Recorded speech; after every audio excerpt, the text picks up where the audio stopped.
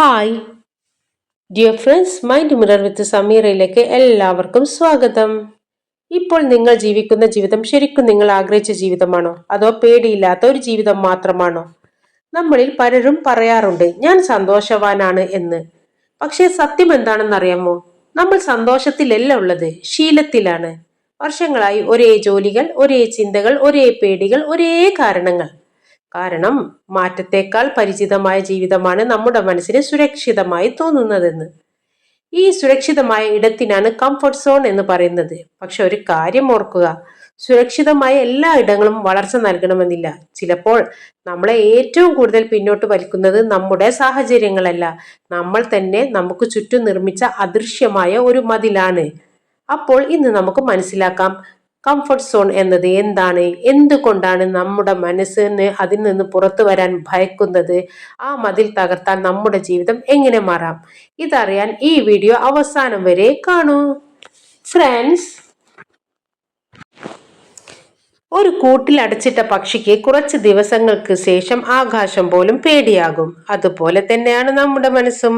നമ്മളെ വേദനിപ്പിക്കാത്ത ഒരു ജീവിതം തിരഞ്ഞെടുക്കും, പക്ഷെ അതേ ജീവിതം നമ്മളെ വളരാൻ അനുവദിക്കാതെയും ഇരിക്കും. ഇതാണ് കംഫർട്ട് സോൺ. കംഫർട്ട് സോൺ എന്നത് സുഖകരമായ ഒരു സ്ഥലം മാത്രമല്ല, അത് പരിചിതമായതിനാൽ സുരക്ഷിതമെന്ന് തോന്നുന്ന മാനസികാവസ്ഥയാണ്. അതുകൊണ്ടാണ് സന്തോഷമില്ലാത്ത ജോലിയിലും വിഷമം നൽകുന്ന ബന്ധങ്ങളിലും മാറ്റം വേണ്ട ജീവിതത്തിലും പലരും വർഷങ്ങളോളം തുടരുന്നത്. നമ്മുടെ മസ്തിഷ്കം മാറ്റത്തെ പേടിക്കുന്നത് എന്തുകൊണ്ടാണെന്നറിയോ? മനുഷ്യന്റെ മസ്തിഷ്കം ഊർജം ലാഭിക്കാൻ ശ്രമിക്കുന്നു. പുതിയ കാര്യങ്ങൾ അനിശ്ചിതത്വം സൃഷ്ടിക്കും. അതുകൊണ്ടാണ് പുതിയ ജോലി, പുതിയ ബിസിനസ്, പുതിയ കഴിവുകൾ അല്ലെങ്കിൽ പുതിയ തീരുമാനങ്ങൾ എടുക്കുമ്പോൾ പേടി തോന്നുന്നത്. പേടി ഉണ്ടെന്നത് തെറ്റായ വഴിയിലാണെന്നല്ല, പുതിയ വഴിയിലാണെന്നതുമാകാം. കംഫർട്ട് സോണിൽ കുടുങ്ങിയവരുടെ ലക്ഷണങ്ങൾ എന്താണെന്നറിയോ? നമ്പർ 1, പിന്നീട് തുടങ്ങാം എന്ന് എപ്പോഴും പറയുക. നമ്പർ 2, പരാജയ ഭയം കാരണം ആദ്യ ചുവട് വെക്കാതിരിക്കുക. നമ്പർ 3, മറ്റുള്ളവരുടെ അഭിപ്രായത്തെ അമിതമായി ഭയക്കുക. നമ്പർ 4, എല്ലാ ദിവസവും ഒരുപോലെ ജീവിച്ചിട്ടും വ്യത്യസ്തമായ ഫലം പ്രതീക്ഷിക്കുക.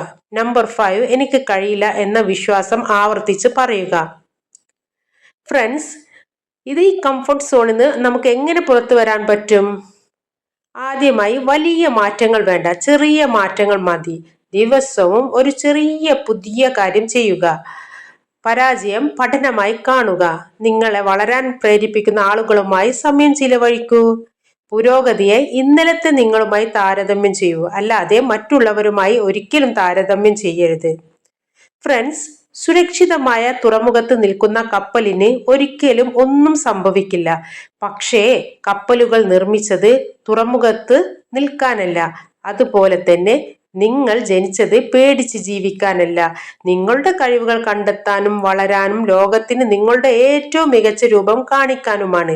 ഓർക്കുക, നിങ്ങളുടെ സ്വപ്നങ്ങൾ എല്ലായ്പ്പോഴും കംഫർട്ട് സോണിൽ നിന്ന് പുറത്താണ് കാത്തിരിക്കുന്നത്. Okay, it's me Sameera. You are watching mind mirror വിത്ത് സമീറ. നിങ്ങളുടെ മനസ്സിന്റെ കണ്ണാടിയിൽ വീണ്ടും കാണാം. അതുവരേക്കും ബൈ. Thank you.